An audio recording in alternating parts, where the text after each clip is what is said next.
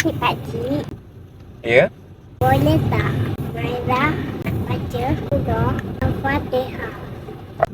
Maira nak baca surah Al-Fatihah? Boleh. Cuba Maira baca. Pakcik nak dengar. Bismillahirrahmanirrahim. Alhamdulillahirabbil alamin. Segala puji bagi Allah, Tuhan semesta alam. Ar-Rahmanir-Rahim.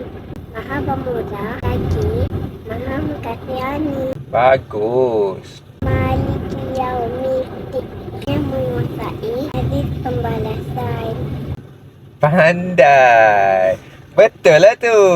Iyyaka na'budu wa iyyaka nasta'in.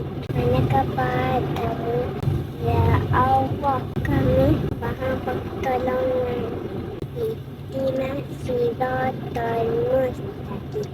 Tunjukilah kami jalan yang lurus, iaitu jalan orang-orang yang Kau kurniakan hikmat pada mereka.